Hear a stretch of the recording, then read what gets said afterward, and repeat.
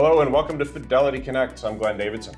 Today we're spotlighting ETFs, why they matter, how they've evolved, and what makes them a smart choice for investors seeking flexibility and diversification. Joining me today are two key voices from our investment team, Audrey Kim, Senior Investment Analyst, and Francois Jack, ETF Investment Analyst, both supporting the product development side. Together they'll break down ETF basics, share insights on Fidelity's expanding footprint in the ETF space, and explore how digital asset ETFs like Bitcoin and Ether are shaping the landscape. We'll also look at trading best practices and how our investment team partners with advisors to navigate what's next. Our goal today is to provide you with practical information about ETFs and Fidelity. As always, feel free to submit your questions through the Q&A box. And just a reminder, today's show has live French audio interpretation. Audrey, Francois, great to have you here in the studio. Amazing to be here. Thanks for having us, Glenn. Great. Francois, why don't we start with you? Could you tell the audience, please, what do you do? Well, I've been at Fidelity for about a year now, year and a half. I'm working on the product development team, and really that's just a bunch of research, looking at industry trends, what's going out there in the market, and how can we help position Fidelity to capture some of that market share. Otherwise, I do have some skill in doing some automation tasks, and so I help increase work efficiencies. Wow, we should talk more about that on another webcast. Yes. Audrey, tell us what you do on a daily basis. So my journey at Fidelity started back in 2018. Right now, I am the ETF Capital Markets Investment Analyst here at Fidelity. So that's just a fancy way of saying my role is to be the link between all the participants in the ETF ecosystem. And what does that look like? If you can imagine a spider web, an ETF Capital Markets specialist or analyst would be in the center of that spider web. And our role is to web out to all the participants or stakeholders to make an ETF business run smoothly. So for example, I would web out to market makers, traders, exchange partners, internal and external clients, so advisors, the sales team, legal compliance marketing. And my role is to take all these different stakeholders, all these partnerships, centralize it, and make sure that our business runs efficiently and as smoothly as possible. And another task that you both have is doing webcasts. So it's wonderful to have you here today. Francois, let me start with you. I was just reading recently that the Canadian industry for ETFs in July brought in about $10 billion. Yep. And there were 13 new creations of ETFs. That's in the industry. Yeah. Take us back over time and what's going on in the industry? Well, if we look at that $10 billion, what we really see is about 5.8 into equities, about 2.1 into fixed income, and the rest goes into multi-asset, digital asset, those different types of ETFs. So it's been a really tremendous growth we've seen in the Canadian sphere. Assets are now over $600 billion total, and the Canadian market continues to innovate new products that give investors some ability to access segments of the market. That's not at the expense of mutual funds, is it? We have seen a bit of a reduction in the flows to mutual funds, but by no means does that mean that mutual funds are dead. I think it just depends on investor preference, what they really want to, or how they want to access different strategies. But ETFs are no doubt a game changer. Well, I think you hit the nail on the head as far as investor and advisor preference, because I know Fidelity, prior to having ETFs, there was that pressure from the clients out there saying, hey, we'd really like to explore this. Yeah. It took a while for Fidelity to sort of do its due diligence, if you will, as makes a lot of sense, I think. Could you take us through where Fidelity stands in all of that right now? So Fidelity has a great history, a lot of success in actively managed mutual funds. They started in 1946, really game changers in innovation and prioritizing research, giving the analysts power and the resources in order to bring really great investment strategies to our clients. Mm-hmm. Over time, obviously, the industry has developed, has innovated as well, and then we saw ETFs start to appear in around the 1990s. TSC 35 participation units, something like that. Mm-hmm. And it's developed since then. We've had a multitude of strategies, physical ETFs, those are like your stock, bonds, commodities. You had synthetic ETFs, sort of like futures, derivative-based, all these different strategies emerging, allowing investors to access segments of the markets that they normally wouldn't get a chance to. Mm-hmm. So Fidelity, we launched our first ETF in 2018, the Factor Dividend Suite. And back then, we were only about 0.1% of the market share, very small. Fast forward 2023, we're talking $4.4 billion in assets. And that sounds great, right? No, not yet. We strive for better at Fidelity. So as of July, we were talking $18.6 billion in assets under management, more than 50 ETFs on the shelf. And as of yesterday, I think the numbers are just inching closer to 19.5. So tremendous growth, a lot of success, and it's backed by the strength and power of Fidelity. That's pretty impressive. So as I was saying, Fidelity was doing some due diligence, trying to figure out if ETFs made sense, but the growth since that inception really has been extremely fast. So and very diverse as well as the solutions that are offered. Correct. And that's sort of the innovation in the market. So we started with equity, then we moved over to fixed income strategies. One of our strongest ETF offerings are the multi-asset strategies, not just packaging securities of a single asset class into a vehicle, but multiple asset classes into vehicles. And investors have really demanded that. You see the want, but the appreciation for having that sort of strategy on market. Audrey, it seems that investors felt that ETFs were just passive vehicles. And perhaps they were at one point quite dominant that way. Yes. They've moved to active. They've moved to very specific areas of the marketplace. Yes. There's some very complicated ones as well, in particular in the United States. Why are ETFs important for investors and advisors to look at? You know what? I think it's just flexibility. It's optionality. ETFs were just another investment vehicle, another option out there. And I think the flexibility and the ability to trade throughout the day is definitely a key and unique feature of ETFs in comparison to mutual funds. Oftentimes, ETFs can be more cost efficient.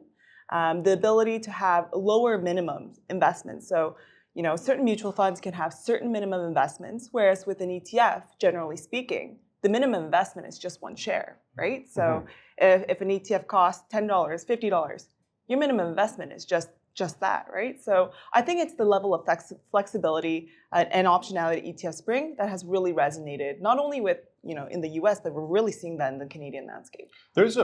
Go ahead, Francois. I just wanted to add to that. I think one important aspect of that we should mention is the level of transparency ETFs offer as well. Mutual funds a bit less transparent on the holding side. ETFs, a lot of them have daily holdings released that they have to disclose. So I think investors appreciate that level of transparency, and it gives them a bit more confidence in what they're investing in. Thank you. Audrey, can you comment on, there is liquidity. You could buy an ETF in the morning and sell it in the afternoon on the same day. That's right. I think that gives people comfort as investors, but is that actively done, do you think? Same day, I mean. Yes, definitely there's the people that choose to intraday trade, but I find that at least with our client base, there's still long-term hold, used as long-term hold strategies. But again, I think it's just going back to what makes ETFs so great. It's that optionality. If you want to act on a news that happened in the morning and get out of sell that position out towards the end of the day, you can. You don't have that same level of flexibility when it comes to mutual funds. Earlier, you mentioned trading ideas and structure. Should I if I want to get into an ETF, should I say as soon as the market opens, I'm in? You know what? I always say there's a sweet spot when it comes to trading ETFs. And what is that sweet spot? I would say it's 15 minutes after the markets open and 15 minutes before the markets close. And why is that? I'll start off with the first 15 minutes after market open. 15 minutes after market, within those first 15 minutes, it's really meant for price discovery. And what I mean by that is that's the time the markets are trying to figure out what the fair price is, and ETFs are trying to price out the underlying securities. It's an extremely volatile time. Prices are volatile, and that time is meant for price discovery. So we always recommend to our clients, wait until 9:45 at least to start trading our ETFs. Now, 15 minutes before close, so that 3:45 to 4 p.m. mark, that's when liquidity starts to dry out. So that midday point from 9:45 to 3:45 is when you're going to see prices be the most stable and probably the best time to trade ETFs, irrespective of what ETF they are. That being said, if you choose to trade the open or if you choose to trade the close for whatever reason, it's important to leverage limit orders. And I can get into that limit orders a bit more later on. But the way I like to look at it is trading the open and close is similar to, let's say, taking a subway in the peak of rush hour.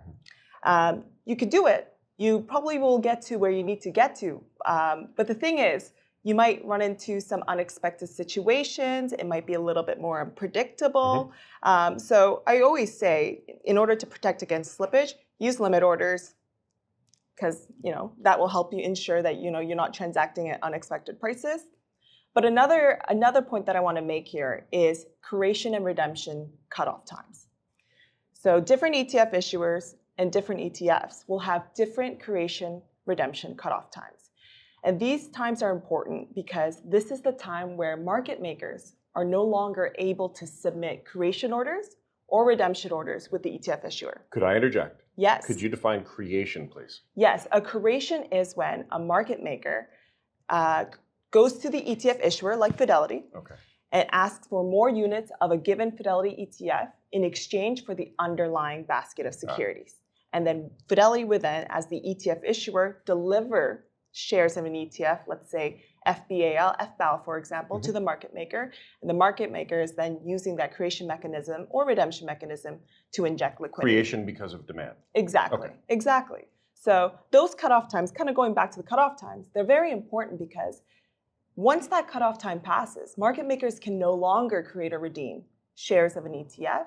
And so if you have a large block trade or an outsized order that you're trying to trade that day, you just want to double check either with the ETF issuer or the capital markets desk or your desk or your trading desk and just check that, hey, am I still within that creation redemption cutoff time? And that allows to make sure, that helps ensure that the spreads that you cross are tighter. That makes sense. Yeah. Francois, are there specific requirements for an investor or advisor to buy ETFs? That's actually a question that's best posed to Audrey. She deals with that a lot more. Go for it. Licensing, types of accounts, just to be able to buy into ETFs. So yeah, IROC license, but the way Fidelity has positioned our ETF business is we want to make sure that we have a product for everyone. And it doesn't matter if you're licensed or not, or able to, have a preference for ETFs or not. So for example, we have many ETFs out there. I'll use all-in-ones as an example on our factory ETFs that have an ETF mutual fund version. So if your book of business best works with funds, we have an ETF wrapper solution for you. If you prefer working with direct ETFs, we have a list of 52 ETFs that you can work with. It just really depends for you, and we likely have a solution that works best for your book. Hello investors, we'll be back to the show in just a moment. I wanted to share that here at Fidelity, we value your opinion. Please take a few minutes to help us shape the future of Fidelity Connect's podcasts. Complete our listener survey by visiting fidelity.ca/survey, and you could win one of our branded tumblers. Periodic draws ending by March 30th, 2026. And don't forget to listen to Fidelity Connects, The Upside, and French Dialogue Fidelity podcasts, available on Apple, Spotify, YouTube, or wherever else you get your podcasts. Now back to today's show. Very interesting. 52 ETFs, and in that are crypto assets. Yes. Talk about that, Francois. So digital assets have been on the rise recently. It's a lot of talk. I think we tend to forget Bitcoin, one of the major digital asset ETF. Bitcoin itself is only 16 years old. So it's still quite a nascent technology, but there's a lot of developments in the space, a lot of innovation happening, a lot of regulatory changes, which has been probably the most significant catalyst for the space. Since the tail end of last year with the new administration in the White House, they've been more accommodative to digital assets and finding ways of really integrating them into our everyday. So if I think about the Genius Act, which has recently passed, that has definitely been a catalyst for Ethereum and for some other digital assets as we've seen recently. So one of the best things about Fidelity's FBTC and the fact that we've incorporated that ETF into our all-in-one products. I think that's really something that differentiates us. We're giving our investors a chance in those products, the chance not to just see what's going on in the market, but participate in digital asset space as well. So it's no longer just for the institutions or the corporations, but we're bringing it to everyday investors as well. So there are ETFs that are built, you could buy them on their own, but they're also considered building blocks for these more diversified solutions as well, that are also ETFs. Yes. So that goes back to the whole realm of these multi-assets that are packaging not a single asset class, but multiple asset classes together, diversifying those risk exposures, and also helping with the return process along the way. We just had a question come in just following up on Bitcoin. And how does the ETF process work and track the price? Yeah, so we have a dedicated supply. That a lot of it is trading specific, but we have a dedicated supply. I believe that's how it works. And then who we get our Bitcoin from, If you could talk more about the trading aspect about it, that's more Audrey's field. Yeah. Okay, good. Yeah, so I'm glad you're both here. Yeah. we have a reference price, a Fidelity Bitcoin reference price that we target, and that's how our Advantage Bitcoin and also our Advantage Ether Bitcoin aims to track the Bitcoin price index. Okay, good. We've also had a question come in just defining more active versus passive and how they track the benchmark. So passive, you're tracking a benchmark. If we think of TSX 60 or TSX Composite. It's like a 1-for-1, isn't it? Yes. Well, and passive, it's actually difficult to do. But prior to that, you'd have to buy every single stock, own it individually. That's expensive. But then you also have to rebalance it as the market changes. Markets are dynamic. They're not staying the same every day. So passive investing with ETFs, it really just tracks that index and does it so efficiently and in a low-cost manner. So you have broad market exposure. The active story, which is one I'm most excited about, is you've really seen a rise in active strategies. They're diversifiers, but they also allow investors a chance to potentially enhance their return above that passive benchmark. And it's a bit more stock picking, it's more segmented, it's more focused on certain qualities, factors, different styles of investing. But active really, that whole debate, I have seen a lot of growth in the active sphere recently. And one of the best examples, I think, year to date is the global equity strategies. $2.8 billion in July relative to $1 billion in US.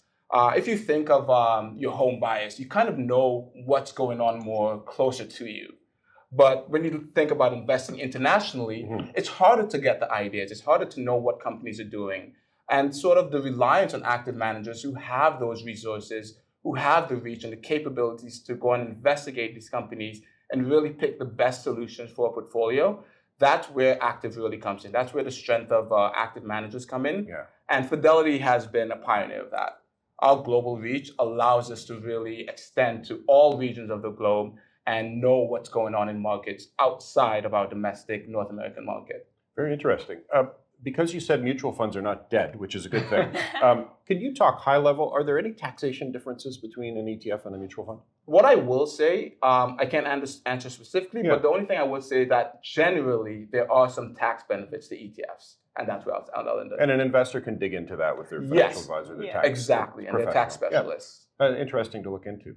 Audrey, you mentioned earlier, market makers. Yes. What's that all about? They are the absolute heroes behind the scenes to make sure that ETFs always have access to liquidity. What is their role? Well, where do they work, first of all? They work all over the place, Glenn. Part of banks? Yes. Okay. Majority of the market makers in the Canadian landscapes are part of the banks. That being said, not all are. Okay. Yeah, so what's their role look like? Their role is to take the other side of that creation and redemption mechanism, which helps ETFs, be a little bit more tax efficient. What they do is they're the ones that can help supply liquidity in the event there's a large trade. And actually, one of the questions that we often get is, hey, I noticed that this ETF, the average daily volume is relatively low compared to this ETF. Is there any reason for concerns? And generally what I say my answer is, no, there isn't reason for concern because we have market makers and dealer agreements with almost all the market makers in Canada. And they're able to create or redeem shares of that ETF. So irrespective of the volume, there's always going to be liquidity. And what I would say there is the liquidity of an ETF is really driven by the underlying securities. So as long as the underlying securities, that basket of that ETF is liquid, the ETF would inherently be liquid. And given the creation redemption mechanisms, there will always be a market maker. And there is a lead market maker for each one of our ETFs that's ready to take on the other side of the trade.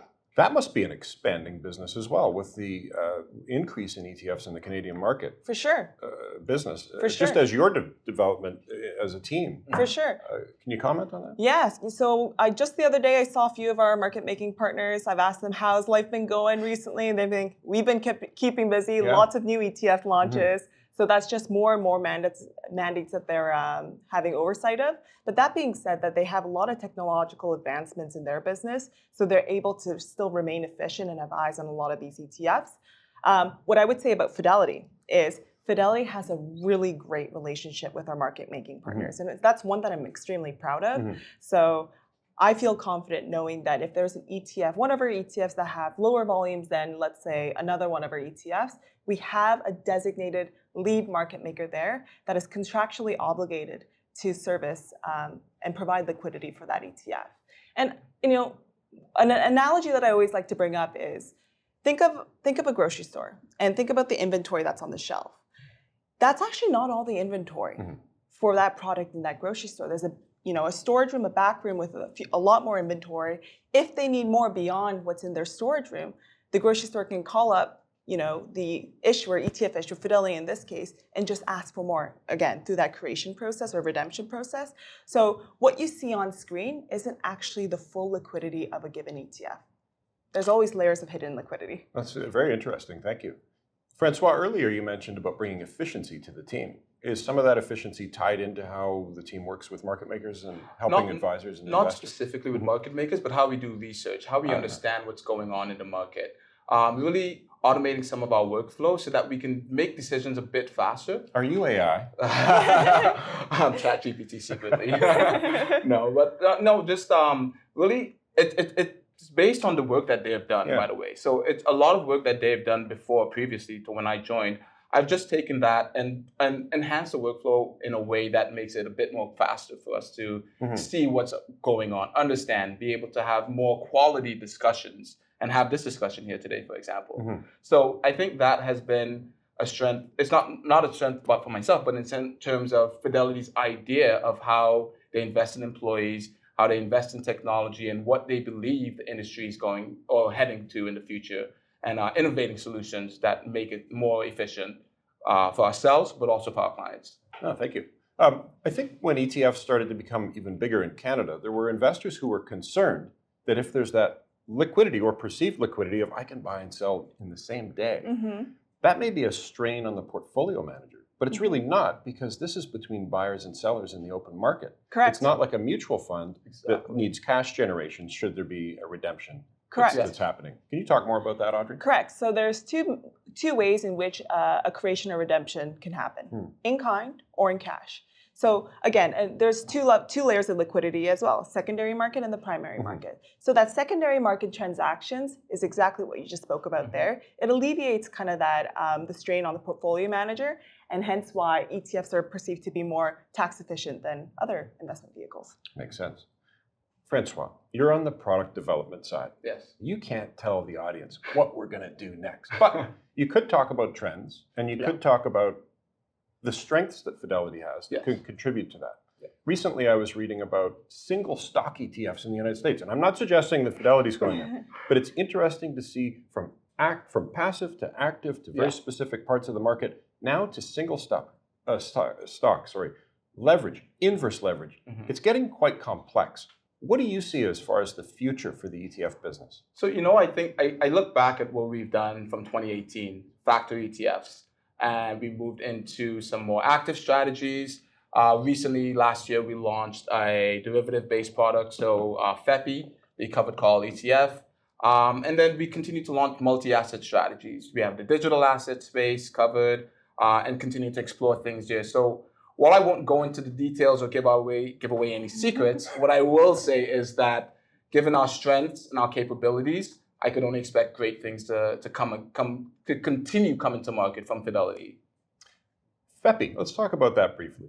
Fidelity Equity Premium Yield. Yes. I met the portfolio manager. His name has just slipped my mind. Eric Gunat. Thank you. Yeah. He's in the United States. Yes. And it opens the door to the fact that here you are at Fidelity Canada, but you have the US, you have the global Fidelity business behind you as far as supplying solutions for the ETF suite. Please talk about that. This is our edge, ability to have not just Canadian perspectives, but US and global perspectives. We're able to share ideas and that translates into value for our clients in terms of the strategies that we were going to be able to bring to market. So we just came back from a trip from Boston, met with the mothership, and it was an eye-opening experience, not just from an asset management lens, but thinking of Fidelity as there are more than 400 patents that we have. And it ranges not just in the asset management space, but also payment systems, cybersecurity. So there's a lot going on and a lot of knowledge sharing, a ton of intellectual capital. And that's one of the edges, I think, that really makes Fidelity's products such high quality. You said that you've been at Fidelity for a year and a half. Yes. You said a year, but really it's a year and a half. Yeah. What's something that's really mattered to you when you now look at your trip to Boston Yeah. and all that you've experienced in a relatively short period of time? Opportunity, but also I think one of the great things about Fidelity is really appreciating what their employees do for them and showing that back in terms of great work-life balance, great perks generally for the job. You know, that trip to Boston, for example, it was an amazing experience. It's eye-opening. You learn more and you come back inspired to do more for them. So it's a give and take, and it's a cycle that just reinforces and makes the company just great. And thank you. And Audrey, you've said you've been at the firm since 2018. I think so, yes. Roughly. I know so. Give or take. I- What have you learned over that time that's now given you the ability to be a useful resource, you and your team, for investors and advisors? We absolutely do everything to prioritize our client experience. And if you were to ask me, what is the ETF capital markets team's number one priority? It's absolutely client satisfaction, and client experience. Second, the resources we have at Fidelity is just unbelievable.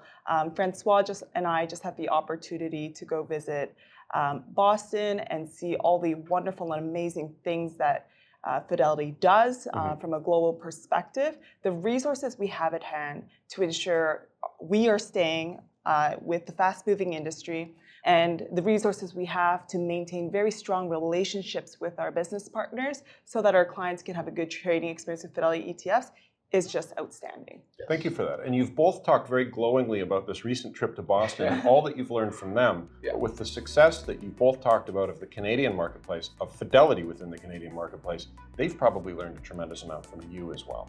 I would say the discussions we've had it wasn't just one question and one answer. It was a two-way discussion, and they're learning from us. We're learning from them, sharing our insights. Again, that knowledge share is definitely great. Well, on behalf of our audience, we've learned a lot from both of you today. So Francois and Audrey, thank you so much for being here in the studio today. Thank you for having us. Thanks for watching or listening to the Fidelity Connects podcast. Now, if you haven't done so already, please subscribe to Fidelity Connects on your podcast platform of choice. And if you like what you're hearing, please leave a review or a 5-star rating. Fidelity mutual funds and ETFs are available by working with a financial advisor or through an online brokerage account. Visit fidelity.ca/howtobuy for more information. While on fidelity.ca, you can also find more information on future live webcasts. And don't forget to follow Fidelity Canada on YouTube, LinkedIn, and Instagram. We'll end today's show with a short disclaimer. The views and opinions expressed on this podcast are those of the participants and do not necessarily reflect those of Fidelity Investments Canada ULC or its affiliates. This podcast is for informational purposes only and should not be construed as investment, tax, or legal advice. It is not an offer to sell or buy, or an endorsement, recommendation, or sponsorship of any entity or security cited. Read a fund's prospectus before investing. Funds are not guaranteed. Their values change frequently and past performance may not be repeated.